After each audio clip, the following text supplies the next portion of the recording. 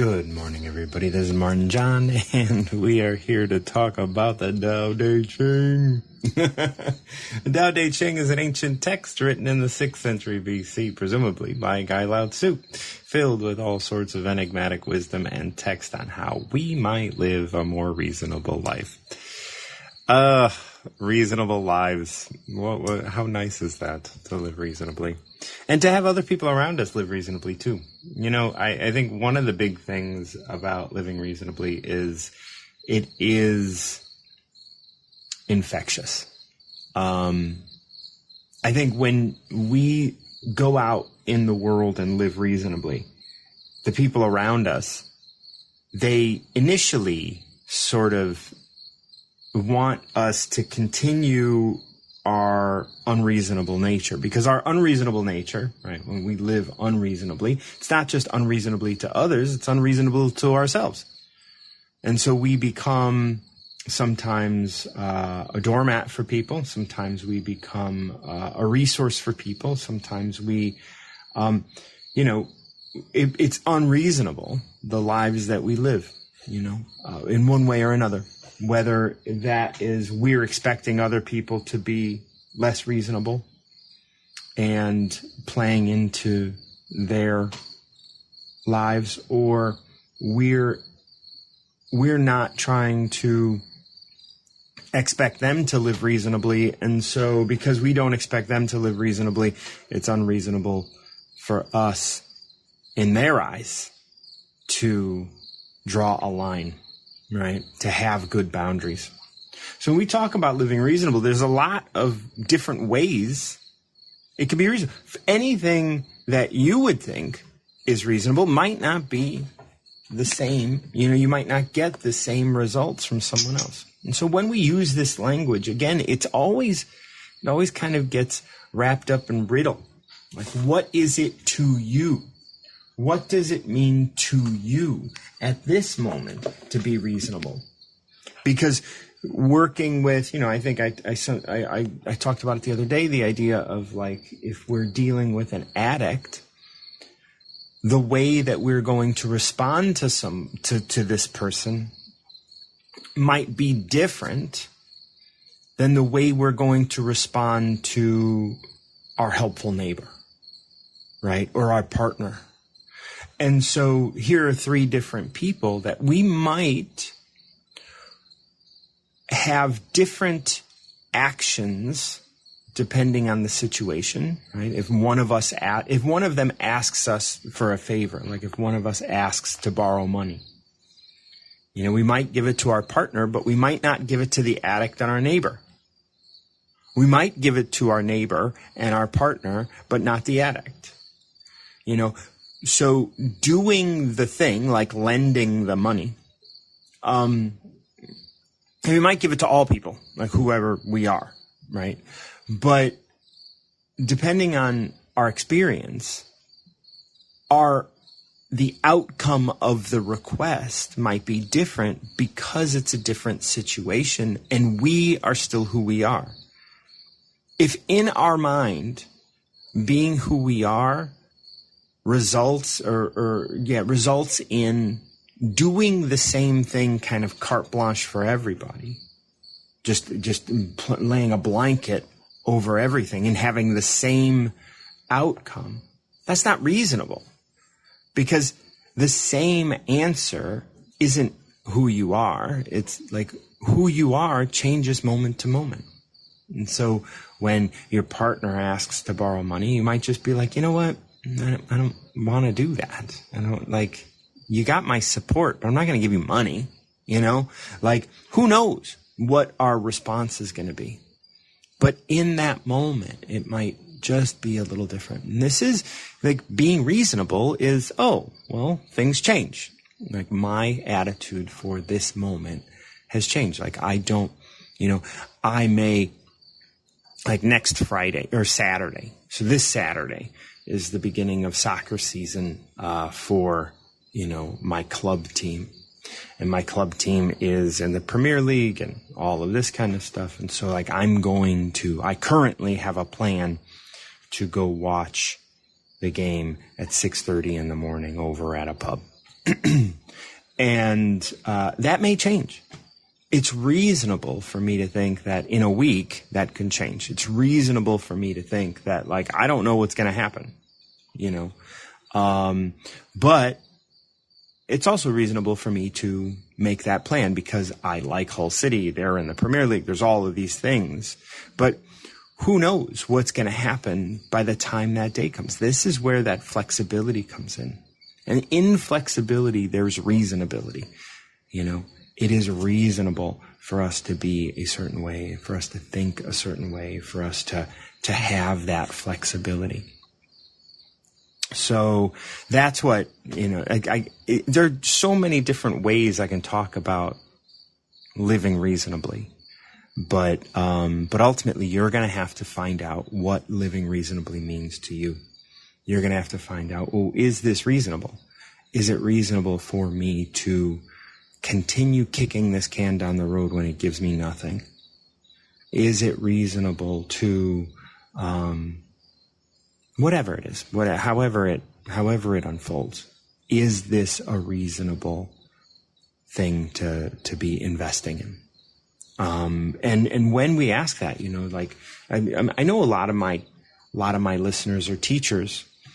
And, you know, I think teachers are a certain kind of person because they are ultimately, I think, altruistic. I think they really want, and I'm an altruistic guy. Yeah, as an artist, like, I kind of feel like art is a thing that needs to be made from an altruistic way, from a space where it's like, you're not doing this for somebody.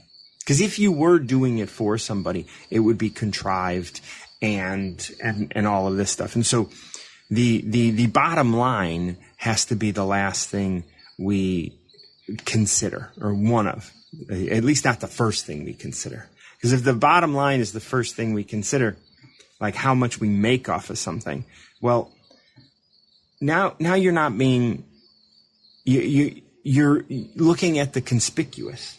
If the answer to everything is, well, what do I get out of it?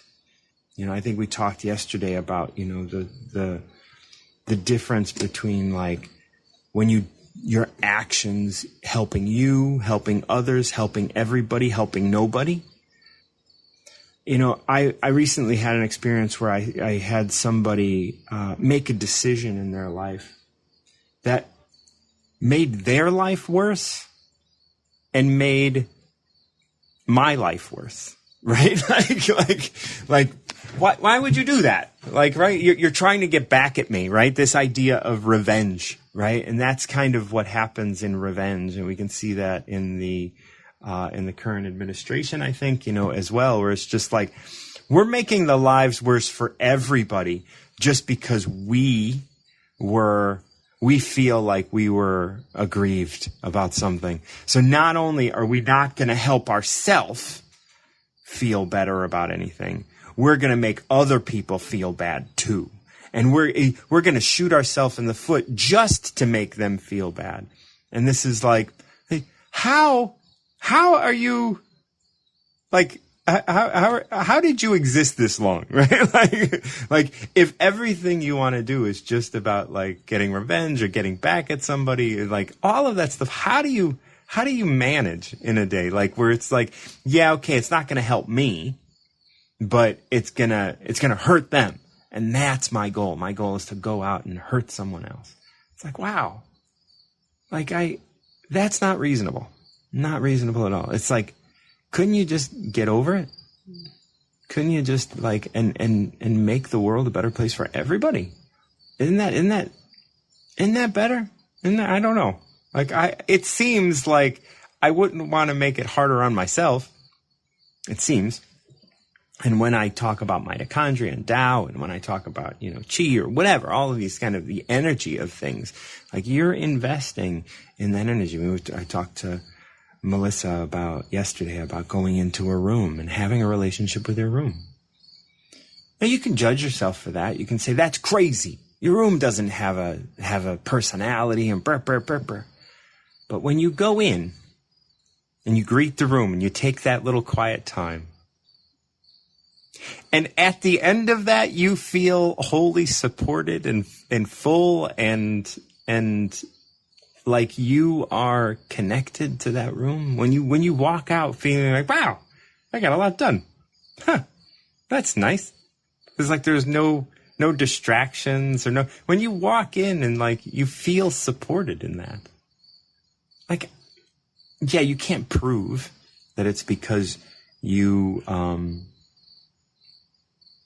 greeted the room, because maybe it was just a good day. It just has everything to do with you. You as an individual, you as the independent person, and not being affected by the outside at all. It's just you. You had a good day, so you did it. That seems more fantasy. That idea, like that everything that you do in a day it only has to do with you. It only has to do with your attitude, not the people around you, not the rooms, not the energy that's going out and coming back. It's just you in a bubble.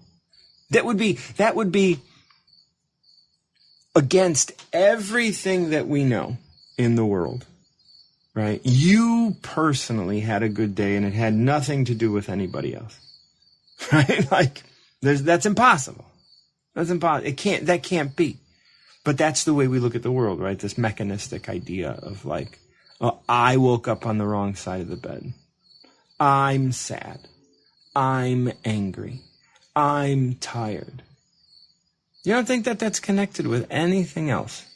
You don't think that that's connected with anyone else. I mean, maybe we can't put our finger on it. But to think that you are this island, to think that everything good that happens, everything bad that happens, everything that you judge, everything that you experience has only to do with you. And yet we have these stories about, the butterfly effect and all of these things, right? And so if you have a relationship with your room, right, as a teacher, you have a relationship with your room. Like, yeah, I can understand in our society, in normal conversation, how that could seem a hard conversation to have. However, when you break it down to, well, if it's not my relationship with the room and it's only me, and I'm not affected by anything external, I'm not a part of this world in that sense, right? Like, that seems more fantasy. The thing that like, if we were to take, I am an independent individual, right? Like, I know individual indivisible from everything else. But if I'm like that independent, I don't need anything or anyone. It's like, well, you need air. So you're dependent on air. You're dependent on food. We haven't proven it, but we do know that, primates and if separate, if you isolate, they will eventually go mad or die or we need connection. And to keep people from exchanging that energy, that's more fantasy than I think that that's more fantasy than the reality of than talking to a room and communicating with energy. I've been really diving deep into mitochondria lately and looking at ancient, looking at Tao, looking at Kundalini, looking at Qi, looking at all of these ancient ideas of energy. And I think they're all talking about the same thing. Not that Qi is mitochondria, but Qi is what was observed with the tools at hand at the time. And today, mitochondria is observable through machines, through like microscopes and, big energy. We can observe mitochondria now. Where before we called it chi, or we called them chakra, or we called it kundalini, right? We called it these other things, the Tao. So now we're looking, as we observe another thing, right? We saw energy move and transfer between people. We saw energy transfer through our bodies. We saw blocks. We saw these things through energetic things. And now we are finally coming to this point where we have a new name for it. But the thing is all of these things, and this is I think maybe the building block or the stumbling block of mitochondria, is like we want to name it. Naming it has, and this idea of naming this tangible thing, chi, Tao, it's not tangible. And within the energy, within those words, there's the non-tangible. Mitochondria is constantly going to be looking for the tangible because it's within science. It's like we want to be able to, and once you give it a name, we know you're losing its source. You're losing its magic. Hey, JK, how are you doing? I'm well. How are you? Doing good. Like, yeah, life is easy. I don't know. Everything's nice. Everything's nice. I might go to an open studio today, but it's out here in Northwest Indiana. Not sure if they got energy or if even the people that are there are open for it. So sending someone a text, seeing if they're going to be in their studio, and we'll see. That's nice. Yeah, that's nice. Yeah. I'm honing in on Marmota, and we're seeing. Oh, yeah? I'm gonna have to get cameras that tell me when he's in the area and active, because I have a camera that tells me, that gives me pictures and timestamps, and that's good. But I need to know when he's out there, like, for real. And, motion censored. I need yeah. Well, it's motion censored. I just I needed to send it alarm. I needed to send me a push notification on my phone. Yeah. So yeah. So we'll see. Man. Marmota. Yeah, we shall see. I got to make sure that I seal that up before winter. So I'm running out of time. Yeah, you'll get it. It'll happen. We'll get him. Make sure he's somewhere else. But yeah, those are. Other than that, life is easy. That's good. Yeah, it's funny. That's not hard. It's just whatever. I'll go to Cabela's today and pick up some cameras. So that's the thing about where you live in that Chicago area. Like, you have all these different names. I think, what did I say when I mentioned where Grace was living? And I was like, yeah, it's by some store called Cermak. Is that what it's called? Cermak. And you're like, there's like 100 of those. Yeah. So there's millions of them. Anyway. I had no clue. There's a lot. I mean, Cermak Produce is a chain. I think I know, cause she's near Armitage, right? No clue. You don't know. Yeah. No. Okay. No, that's good. Not without looking. Yeah. But it was funny because I was driving on whatever motorway I was on to be able to go downtown, and I see Cermak Avenue, and I was like, oh, I see. It is a big name. Yeah. But it was just funny because I thought of Cermak. Yeah, Cermak is the name of a person that was fairly important in the region. Mm-hmm. You guys also have, we went and saw a U-boat, 505, in that one. That was fascinating. I guess a Sergeant Gallery or something was from Chicago and wanted to have that in Chicago. So they brought it from, I guess it ended up in New Hampshire and came all the way up through Canada and then down into Chicago and then on the lawn for 50 years. until the, And you read some plaques. it was so cool though. No, there was a lady who was telling me about Okay. it. But it was really cool until she goes, yeah, they painted the walls with radium, I think. I think that's what she said. Yep. And she's like, see, look. And I was like, yeah, I wonder if that's healthy for me right now. But it was good. It was really good. I don't know why I said that, but we went there. I don't know. Yeah, I don't know how that came up. Oh, I know what I was thinking about now. It was the when you were talking all about, the particular names of all the mitochondria and chi and all that stuff. I was thinking about the conversation we had when we were talking about the weather, typhoon, hurricane.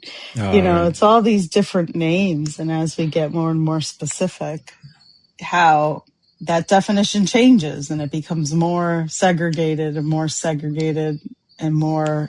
specific, and then you come back to it's all really just the same thing. It's all stupid. Yeah. No, I like that ties into that idea of like, don't let words get in the way of a good conversation. Mm-hmm. It's like, why, I think a lot of people are like, oh, well, they get tied up just because they have an argument, like in their mind, they have an argument. It's like, well, it's not, like it's not this, it's this, or it's not that. It's like, oh, well, okay. We can have a conversation. And if we're both here to have that conversation and it's about a thing, let's stay focused on the thing, not the little nuances of stuff, because we'll never get anywhere. If you call it God and I call it Tao and this and that and whatever, it's like, oh, okay, sure. Do we want this? Is this how we want to communicate or whatever, right? Like whether it's chi or Tao or Kundalini or if it's mitochondria, it's like, all right, I mean, I know we're not talking about the same thing, but we are, like, yeah. And it's like, okay, well, this was interesting to me. And that's the thing, like whether we're talking about a U-boat or we're talking about climbing or we're talking about, it's all like, oh, this is interesting to me. And let me share that. Let me receive that and let me share something interesting to me. Mm-hmm. Yeah, it's all connection, that's just a different way of connecting and or not connecting, right? If you're, depending on what your goal personally is. Yeah. And that's the part. And as we open up, and it's a lot of fear, I for me, it was not opening up to even having a conversation, with my neighbors and not knowing, just because I didn't know. And it was so silly, and it was isolating and it was really lonely in a full room, kind of lonely. Right. Yeah. And I think that's a big deal. It's like there's this, and I think that when you stay within the comfort, when you stay within your comfort zone, and like for me, if I talked about Tao and anytime anyone came up and said God, I said, no, that's not what we're talking about. Right? Like, it's like, what's my point? What am I trying to do there? Or if you say God and you're like, oh yeah, well, you can meditate. Oh, no, I pray. And it's like, okay, is there a difference between those things? Right? Mm-hmm. Like, really? Like, I mean, can we just not, it would be nice if we could not segregate so quickly. Yeah. I mean, just like allow ourselves that space to be like, okay, I'm here no matter what. Like, this is where I am. I'm having this experience, whether I, like a thing or a place or a person or whatever more. It's just like, I'm having this experience. So it's all happening within my head anyway. Yeah. And I think that comes down, like, I think of a little baby swaddled, and we come out as these little babies and we're so dependent. Like Eddie is just getting to that age where he's just afraid of, you're going to leave me, and I did have to leave him. How old is he? He's almost 7. Yeah. Okay. Relationship. That's his focus. His focus is relationship now. And he's probably not really afraid of you leaving, but he wants to know what that looks like because he knows it's going to have to happen inside of him, right, energetically. And so, he's testing it and he's trying to figure it out. Yeah, and I did leave him. I mean, I had to leave him in the hospital because he was in, with Grace. She never left. Like when she came out, she was there the whole time, And then when you get this guy, I had to leave him. Yeah, there it is. His trauma's coming. And if you can support that, and let him know that, and not that you're not leaving, but that it's okay that you're leaving. Yeah. And that, it wasn't like, when he becomes an adult and he's like, oh yeah, I was left at the thing. And like, so that becomes a thing. Like there is a reasonable way to deal with that. What that is for him specifically, who knows, but.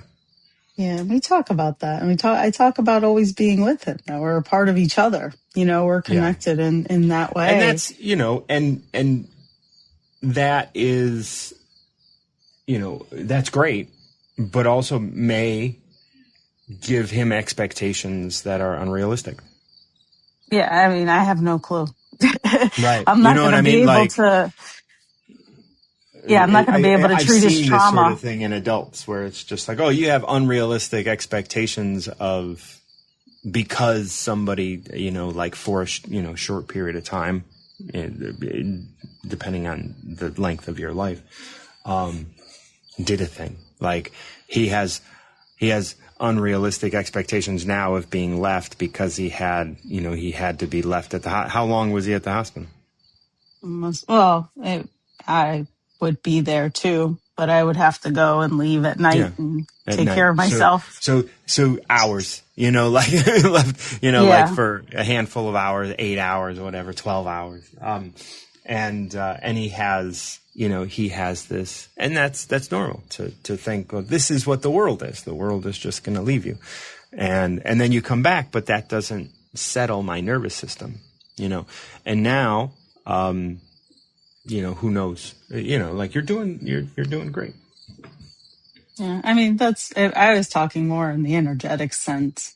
Well, yeah, but this is contributing to that as well. Yeah. Well, I'm not going to be able to fix it. All I could do is give him a hug. Right. Exactly. And so I gave him a hug and, I said what I said. Good luck. I'm going to go eventually. Well, because he was talking about death too. Like, why do things have to end? And, having these conversations. And Grace was a lot older. He's a little early for me to have these conversations, but it is an interesting topic, and I hear him out. And I also ask him, I said, what are you really afraid of in this situation? He goes, nothing. And I said, then why are you reacting?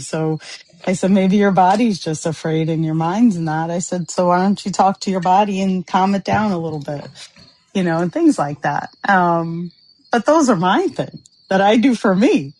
So it's not really him. Those are me telling me again. And how this is going to play out for him is the way it's going to play out. There's nothing I can do to really soothe him. He's got to, like you said in the beginning, you got to figure out what's reasonable for you. Right. There's nothing I can do about that.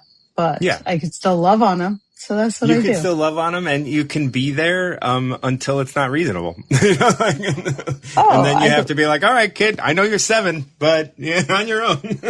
Of course. I mean, at some point, I'm like, dude, I need some space. Like, I gotta go and do my thing. And that's not selfish because, he needs more than you. Just like, we need more than a wife or a husband. We need more people in our lives than one person,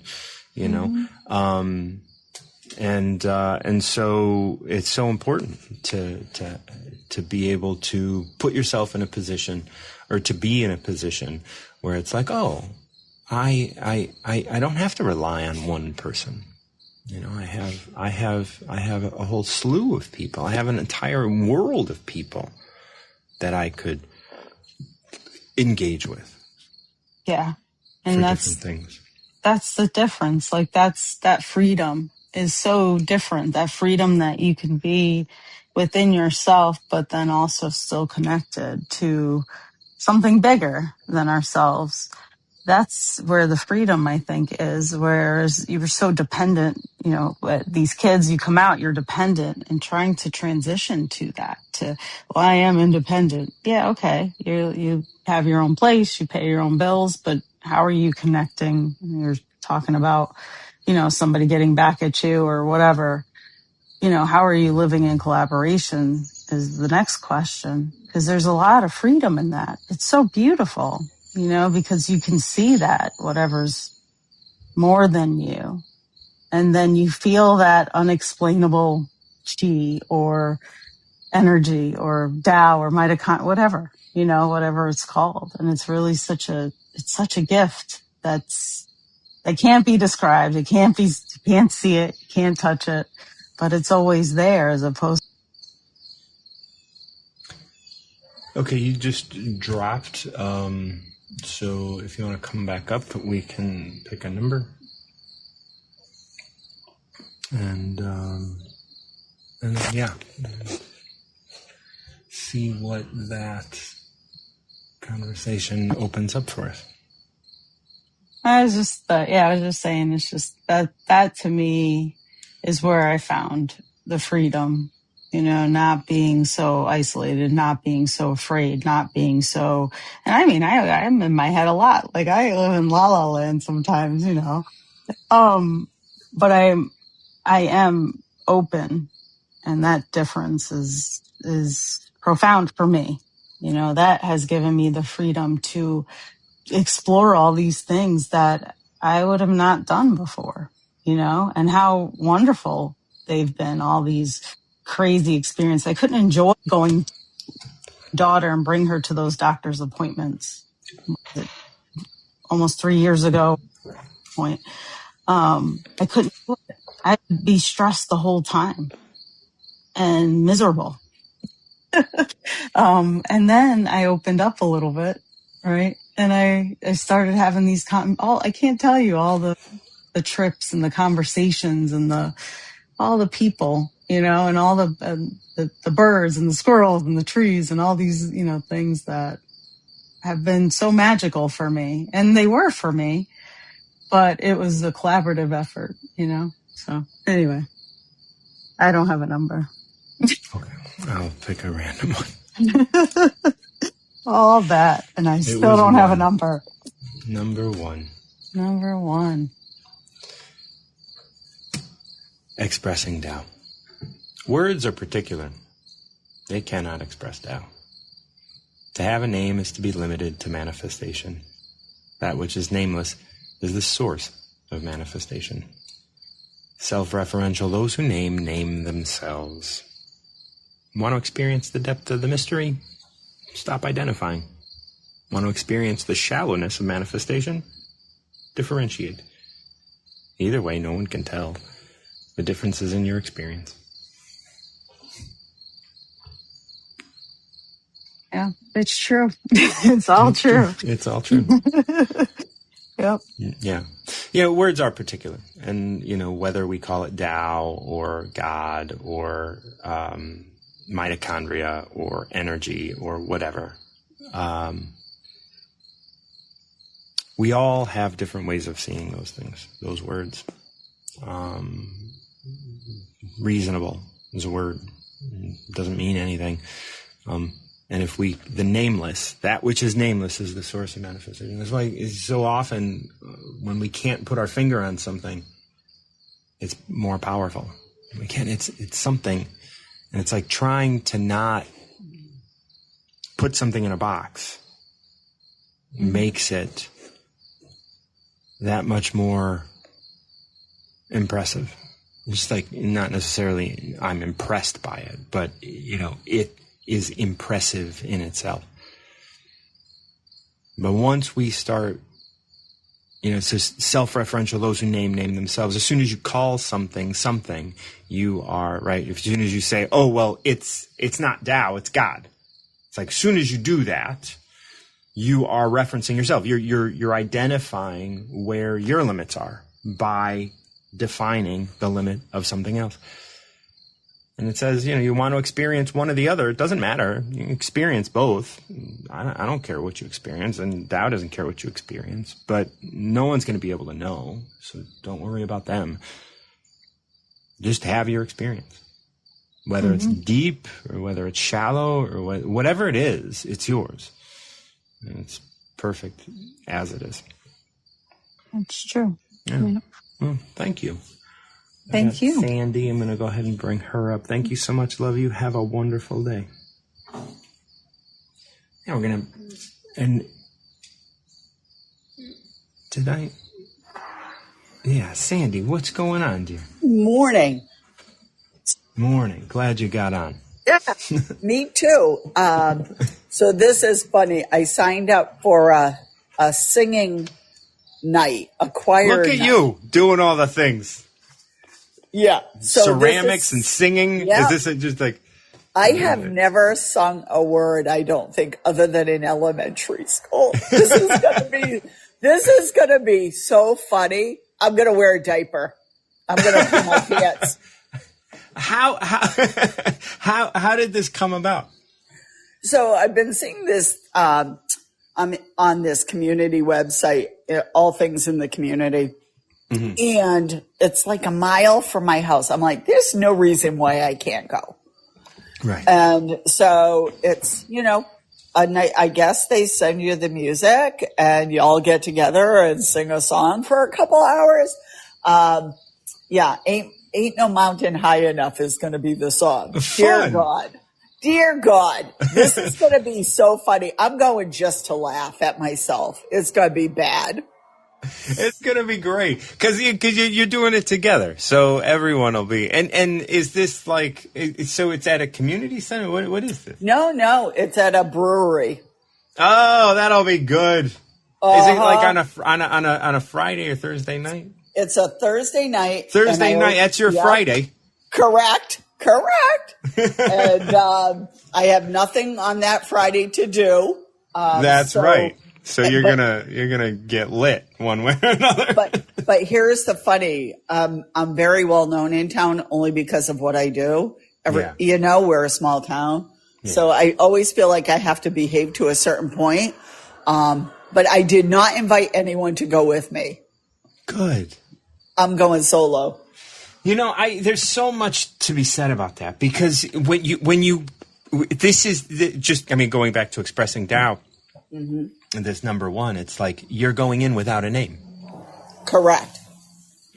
You're going in, but and so that which is there's going to be at least. I know I have to be prepared that there are going to be people who know who I am. Sure. Yeah, but you don't have any responsibility for being who you are expected to be. Correct. Yes. You don't walk in there being like, I have a certain level of decorum that I need to hold on to because I invited somebody. And right. By my inviting them, I have to be the person they expect me to be. Yeah. When you go in and you see people and you're like, oh yeah, I don't work tomorrow and stuff. There is already, when you see people at a place, there's already this kind of like, well, I can let my hair down a little bit because I'm not responsible for how they're going to think about me at this moment. Right. I don't want to, it's not like I'm going to do, lines of coke in the bathroom.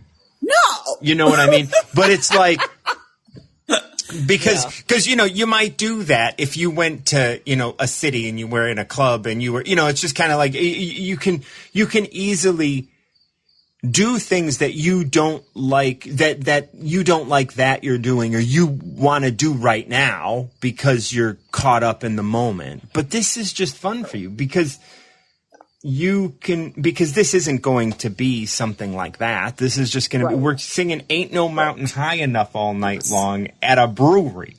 Like, there's certain etiquette that you can have in there that you can't have at your job or at the post office. You know what I mean? Like, you strip that definition of who Sandy is to some extent. Of course, you don't do that completely, but that's good anyway because you are who you are. Yeah, I thought it would be fun. I've been seeing it, and I'm like, you know what? It's a couple of hours, even if it's a bust. Who cares? Who cares? What else are you doing? It's your Friday night. Like, and you're going to go and you're not, and you're going to be free. Yeah. Because you're not inviting anybody. Nope. You know, and no one's going to weasel their way in, you know? Nope. So it's like, I'm just going to go to this thing and I'm going to have a blast. Yeah. You know, this is when I started climbing, it was kind of the same thing. Well, you know, like I don't live in a small town. Really. Okay. I mean, I live right south of Chicago. So, you know, and I was born and raised in Chicago. I never expect to know people, but I go into the climbing gym and I don't know anybody. Right. And by not knowing anybody, I go in there without a name. Yeah. You know, and that allows me freedom to, you know, be myself, but also kind of examine the identity that I have in other places. And it's like, oh, is that something that I can drop? Because I don't have the same identity when I'm in the climbing gym that I do when I'm, you know, at a gallery, let's say, because like I've been a part of the arts, but not been a part of climbing. And so now these things are kind of, you know, like they're intermingling a little bit. And I'm like, oh, well, how do I want to define myself, right? Self-referential, those who name themselves. Yeah. It's like, well, yeah, absolutely. It's funny because in my real world, I'm very introspective. I'm kind of quiet. But at work, I'm a personality, right? Mm-hmm. So I play a role. But I don't do that in my real world. And when people see me out, I'm very different. Right. And I think it's noticeable to other people that I just listen differently. I just move through life differently in my real world versus a work world. You know, one of the things that I've worked with clients about, you know, quite a bit is this, you know, this segregation they have of their different selves. And here you're starting to be like, wait a minute, I'm going to leave work and I'm going to go to this thing and it's going to be fun. And there's going to be this kind of melding of these two selves. Right. This, because I'm going to play a role, you know, especially when, if it's fun for me and I'm laughing and I'm having a good time, that energy that I have of playing the role might come forward.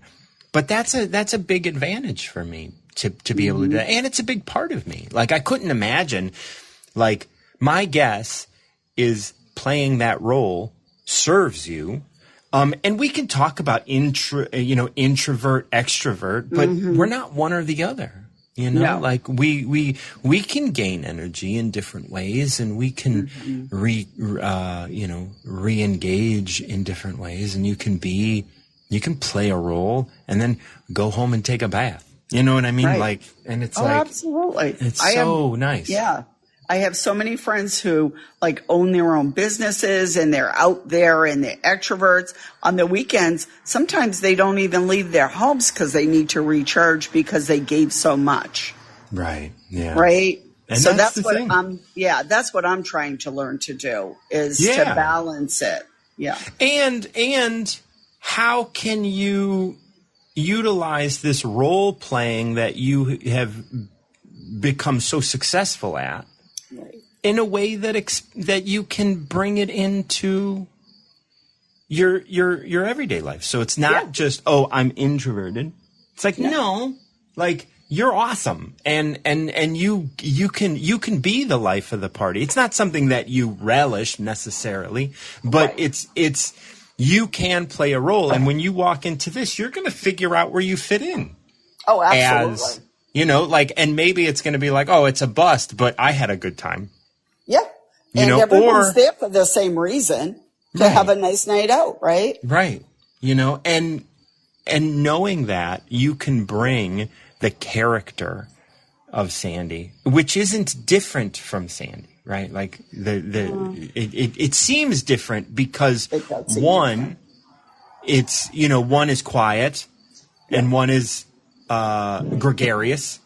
Mm-hmm. Because I can hear your gregarian nature, right? And it's present in you always. But you're also like, as soon as like before this show comes on, you're like in your quiet time, doing your morning thing, having your coffee and stuff. But it's like there is that, and same with me. I'm super like quiet, in my life. But when I get on my show and when I do that, like it's all one thing. Right. You have a number for me? I do. What's the last number in the Dow? 81. I'm going with 81. 81. So 81 is significant, just because 9 times 9. So 9 is the number before 10, obviously, but it's the number before that transformation. And so that's why 81 is such a, numerologically, that's the significance. So blossoming leader. True words may not sound comforting, yet comfort those they are meant for. However, comforting words are never true. Connected to source, there's no desire to prove. Desire to prove only exposes separation from source. The master's possessions are not part of the manifestation. Giving away her possessions, she only receives more. Tao blesses everyone in this way. When this blessing can be received, domination and power will yield, while all people will blossom as leaders. Did anything stand out? Well, it was funny because I was sitting in my place the other day and I've been, thinking about retiring and I want to downsize and I want to get rid of things and who wants who would want anything that I have in that kind of mode. So lightening myself physically. And then yesterday I had a conversation with somebody who was her child, 26-year-old, was having, a child, to me, a child, but not a child, was having a mental health crisis. And I had a conversation with the mother, and I was basically saying, your daughter's not capable of even sending me an email. So why don't we take care of this for her and get this done? And after we were talking, she goes, thank you so much for being so kind. And I was like, if I hadn't had a mental health crisis, I don't think I would have handled that situation so well. Yeah. Like I get off the phone and I go, that went well. Yeah. So, lightening the load, But then also being honest, right? Like, you're like, your daughter doesn't have I would think most parents do not want to hear a third party tell them the capability of their child is not one in which can send an email. That's not necessarily, you're not being comforting. No. Right? You're being honest. Yes. And if a third party if a fourth party, I suppose, was listening to you talk to this person, they may be like, wow, that's really harsh to tell her mom, and it's like, that's where true words may not sound comforting, yet comfort those they are meant for. Yeah. And you know what? She knew I understood. Right. by the conversation. And that's the part that I was, not that I wished I had a mental health crisis, that I wish I didn't, but it has changed me. Yeah. It's changed my vision of what things are, what's important to me. And I'm much more compassionate and less rigid because of it. Yeah. You know, and I think that we look at the world and we see like there is so much hate in the world and so much inability to be kind. And it's not even being kind. It's being like reasonable. Human. It's being human, right? It is. The people have their own stuff. And if we could allow people to have their stuff, which means we have to allow ourselves to have our stuff, we can have compassion and not have to hide behind etiquette or niceness or kindness to be able to actually communicate. Right. You know, going back to number one, like words are particular. They can't express doubt, but these words that you're saying, it's true and it's matter of fact. And you say it and it gets received beautifully. You just went on mute. Thank you so much. Love you, dear. Have a wonderful. If you had anything to add, you can come up again. I'm going to give you a second to do that, and then I'll bring up Melissa. We'll bring up Sandy. And if you had anything to add to that. I don't like the fact that if you get a call, it cuts you. It cuts you off. Yeah. When I see that, I often like to give people just a couple minutes and I fill time, but your timer went out. So anyways, that was my day. And you know what? I'm just grateful that I was the one who had that conversation with that parent. Yeah, right. So, because there are parents out there that aren't open to even receiving that. And so they're finding people that are either being nice to them or being mean to them, or everyone needs their experience, right? This person that called you was attracted to you for a specific reason. You gave them the experience that you had. They had the experience that they had. And that's beautiful to be able to share. Yeah. And we were hanging up and the mom said to me, I'm the only one on my daughter's side. And I said, it only takes one person. Yeah. It only takes one person. And she's also realizing that you are too. Yeah. You're not going to be in the trenches of the way her mom is, but you're there to support her mom. Mm-hmm. And you're offering that energetic support, right? Yep. And this is the thing. You don't have to prove you're there to support her kid, right? Connected to source, there's no desire to prove. You know you're there to support it, and you're not afraid of her saying that you're not supporting. And so you just do what you do. Yeah. You say what you say. It comes out of you. It's not something you have to write down and remember to say. It's just you trust that it is within you. Yeah. So the music night is not until next Thursday. Next Thursday. Okay, so I won't be asking on Friday this week. Correct. Yeah. Hey, have a great day. You too, sweetheart. Take care. Yeah. Bye-bye. Bye-bye. And I want to also remind everybody that Friday I'm going to have a short show. I just got a text, and it might even be shorter than 30 minutes, which I don't know. I don't know. I mean, maybe I don't have to give someone a ride to the train station. It is something that I said I would do, but now that the time is changing, maybe I don't have to do it. We'll see. I will sit with that when I'm done with the show. Melissa, how are you doing?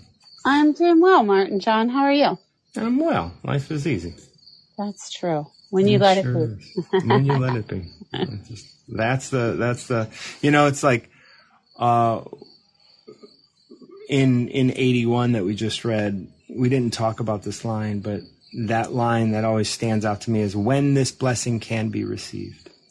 Life is easy when that blessing can be received. Oh, and I told you I received multiple blessings yesterday. Well, I don't know if I told you, but things went really well at school. The reading specialist came and did the sound wall for me, and then the math person said she's going to help me with the math part of it. I got furniture moved around, so I got a lot more done than I had anticipated. So much so that I'm not going to go in for the rest of the week. I'm going to enjoy the rest of my week and just go in next week when they're actually paying me to do work. See, life is easy. You know, and I don't know if you did kind of go in there and just kind of. I did talk to the room. I didn't say it out loud, but I was like, okay, we're going to be working together this year, and I appreciate you, and, you know, I hope that we have a wonderful year with the kiddos. And yeah, so I did go in and have a little conversation with the room, and I think it was more like you said, the energy part of it, you know, that I was allowing my energy to meld with the energy of the room, and, you know, just looking around and seeing the possibilities and being thankful for what was there. And yeah, so I went in there very open, and I was shocked. I actually got a hug from my principal, the assistant principal. I was like, I wasn't surprised by the assistant principal because we kind of have some history together. But the fact that the principal gave me a hug, I was like, holy guacamole, what is going on here? See, and this is the thing with like the entire universe. Right? Like the entirety of Tao, or the entirety of void. And, you know, it's like Tao is in everything, even if you can't see it. Right? And you went into the room, and the room is part of the school. And everybody that's in the school is part of that energy as well. It's like you can't affect one thing alone.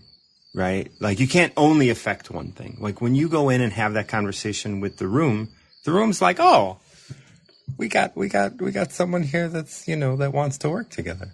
It's like, oh, well, like, you know, like, let me let everybody know that, you know, my new teacher, she's kind of keeping it together, and we're working together. And, you know, like there's a pride, you know, like if you were that room and there are all these other rooms, and the person that's going to be working with you came in and like was humble in the face of, you know, meeting you. Like, wouldn't you stand up a little taller and be like, oh, like I'm being respected right off the bat.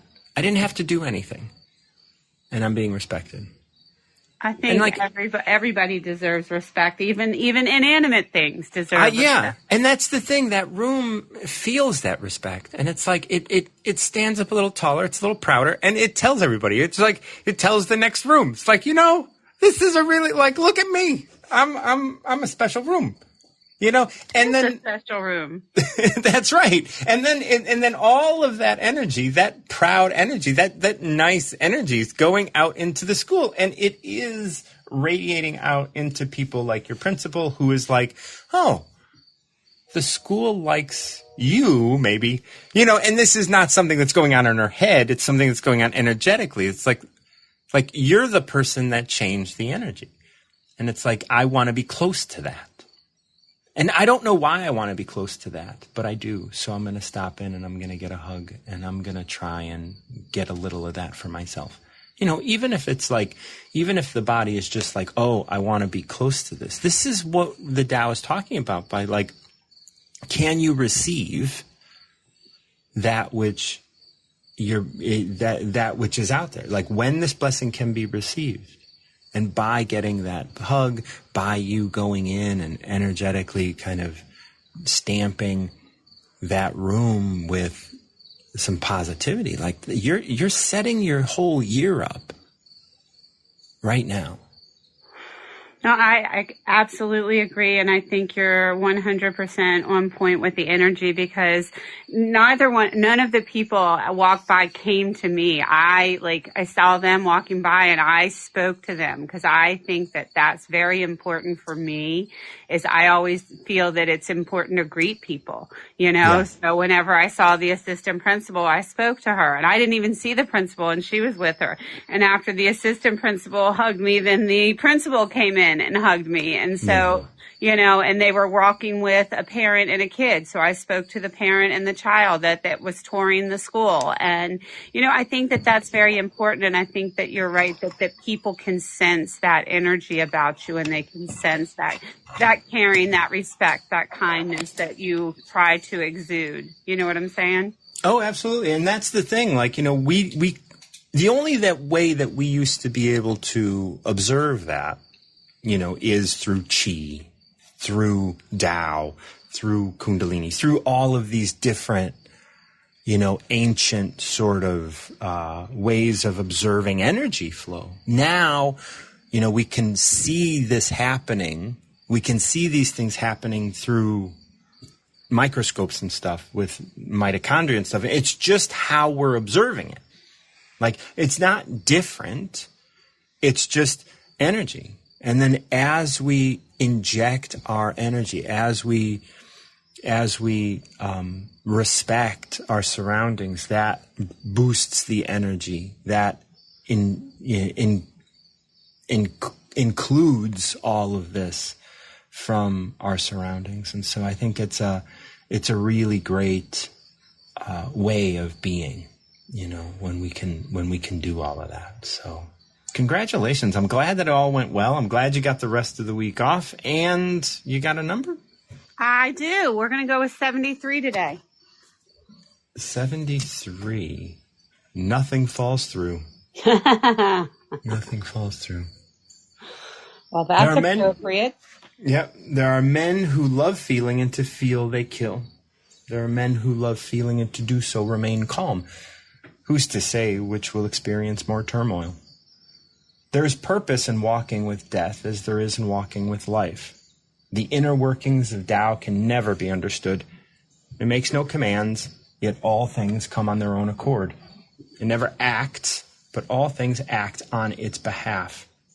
It is empty, yet within it lays all things and their master plans. Tao is a net holding all things together, connected. Its mesh is wide, but it holds so well, nothing falls through. Wow, that's really appropriate. When your principal and everybody last semester, I guess, or do you say last year? Last year. Yeah, it was last year. Even though it was 3 months ago. Last school year. So last school year. Leave out the school part and just say last year. So last year,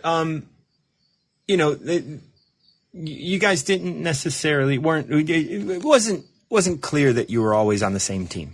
Right. You had different ways of doing things and different actions that you were taking, and maybe some of those were not perfect and you learned from them. But that's the thing, like, the inner workings of Tao can never be understood.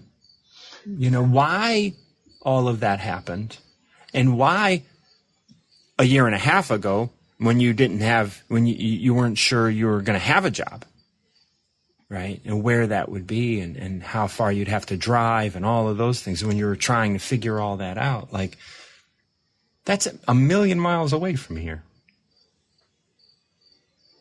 So funny, because that's the line that really stood out to me, Martin John. The inner workings of Tao could never be understood. Yeah. That's the one, right? Like, that's what's happening around you. You can't understand how relationships unfold. You can't understand why you're inspired to do one thing or another. You can't understand why you decided yesterday to come up and talk to me and get the information that helped you, get the inspiration that helped you go in and have this different thing. And I can't tell you definitively if you actually changed the energy of the room, but I believe you did. I believe I did too. And, absolutely. Because had I not spoken to the reading specialist as she was walking by the hall, she wouldn't have stopped and offered to help me. So, and it was that energy that I was exuding, and I was happy to see her. And then she was, kind enough to offer to help me. And I was just so appreciative. And I think that it is absolutely connected to the energy that I took in there. Yeah. And, and I do think that when you collaborate, you have access to more information. Oh, yeah. And you were collaborating with your room. You know, and that's the thing. Like, the room could very easily just be like, hey, I know who's walking down the hall. I'm going to let Melissa know because this person has time and would be willing to help. So if I let Melissa know, then we both can get help. Melissa can go out and be conspicuous, but I can receive. You know, and so that there's that little inspiration of just like, hey, go out in the hall now. And yeah, and it was such a blessing because like you said, now I have the rest of the week, you know, I can take care of things that I need to take care of. I can have fun. Like, I don't have a thing to go out and sing like Sandy does, but I get to go out and sing at church. So I'm so proud of her. I love that she's doing that. That's so much fun. And, you know, I'm blessed because I get a chance to sing too. And that's something that I truly love to do. I know I've told you that before, but you know, again, that's expressing energy. And that's taking the energy that's inside of me and sharing it with others. And I'm blessed that I get to do that, you know? Yeah, absolutely. And that's the thing. Like, all of this is collaborative. Like, this is you engaging with doubt. And you know, like, and yeah, you go into your room and you say, hey, you know, like, but well, you do that with your dog. You do that dog with right now. Right. And it's like you're always building these relationships with your animate objects. But it's like these inanimate objects require that as well. Why wouldn't they? You know, why wouldn't we want to, and when I look at how your day unfolded, it's like, well, you were being supported. You were being held. Oh, absolutely. You know, in this way that is like, and the inner workings of this, they can't be understood. So why try to understand them? It's better just to embrace it and be like, all right, well, I'm just going to have a relationship with my room and let's see what happens. Far out. Look at all this that happened. Now, I don't have to sit here and pat myself on the back that I did a good thing because it can't be understood and it can't be pointed at. I can't pick it out and say, this is what happened. But this is going to inform how I do it again next year. This is going to inform how I get in my car. You know, like I remember when we were talking to Mary Ann, she went in her car and she like spoke to her car. I missed you or whatever, you know. It's like, oh, we're back. Yeah. Like, you know, to have those little moments of just like, this is a blessing. That's a beautiful thing to just be able to walk into everywhere we go. And the last couple of lines really sum it up, where it says, Tao is a net holding all things together, connected. Its mesh is wide, but it holds so well that nothing falls through.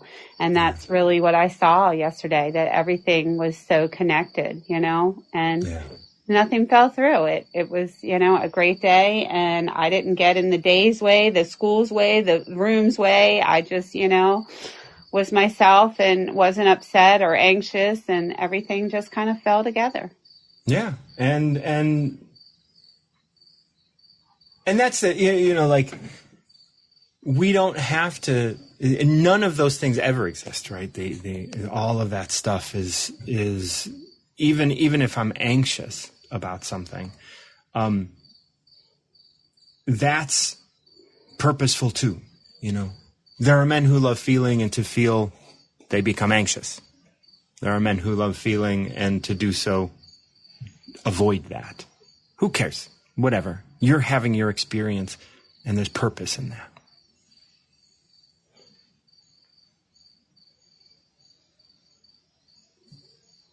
Well, thank you so much. You just dropped off. If you wanted to finish off with anything, but it's beautiful. And that's the one, you know,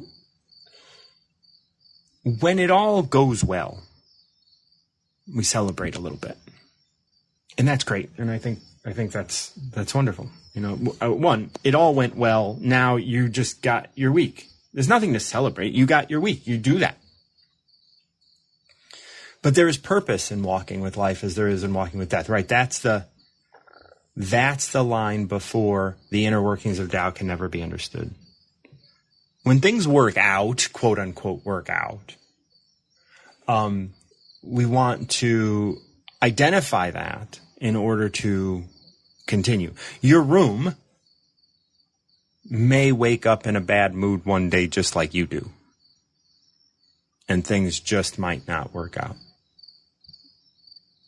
But, and I think we all know this, if we wake up and every morning we wake up and say, 3 good things about ourselves in the morning, we can mitigate, right? We can limit how many days we wake up on the wrong side of the bed.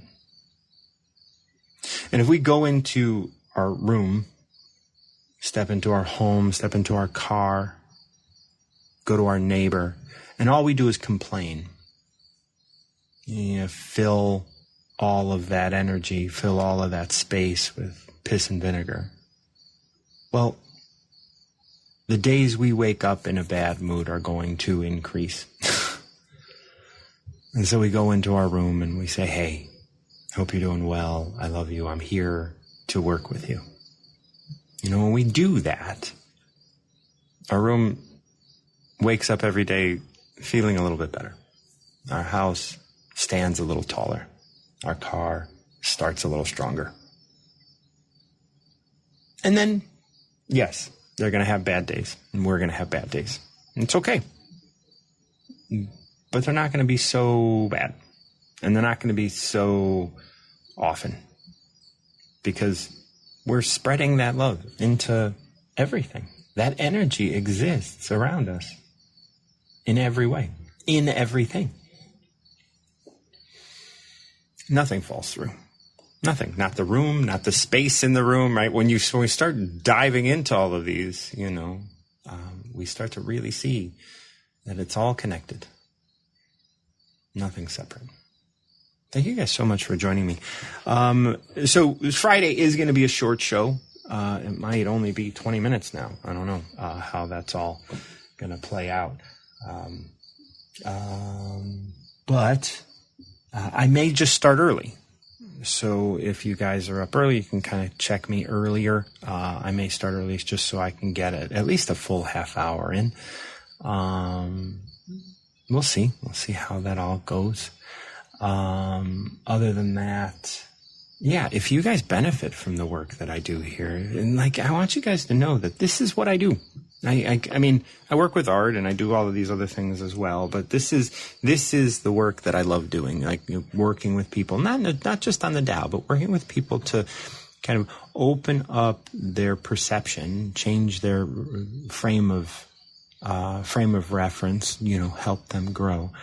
And I do that with one-on-one clients. So if you guys are interested in working with me one-on-one, please check out my website. You can set up a free call with me, free 30-minute call. We'll talk about what that looks like, what it looks like to work with me, and all of that. And we'll see where you're at and if we're a good fit. Other than that, if you benefit from this show doesn't do anything on Noom Vibe for me financially. So if you guys were open to supporting me and this show, that would be great. You can do so with the links in my profile. You can find links to Venmo or Buy Me a Coffee, both of which are ways that you can support me and the show to continue. What else do I got going on? Some of these episodes do get made into podcasts, and so you can check out Spotify, or you can just search Tao of the Day podcast. I do believe that I'm the only Tao program, definitely only the only daily Tao program in the world that is a call-in show. So that's fun, and I love doing it, and I love being that. So if you guys run across people that do Tao and stuff, and you want to tell people about my show, it's always encouraged. Other than that, thank you guys so much for joining me. I appreciate everybody coming up. JK, Sandy, Melissa. We dealt with 181 and 73 today, so such a such a range. It was funny. I was seeing connections between 1 and 81, the beginning and the end, as I was reading those. And so it's always nice to kind of look at those bookends. All right, everybody. Thank you so much for joining me. And until next time, keep recovering yourself.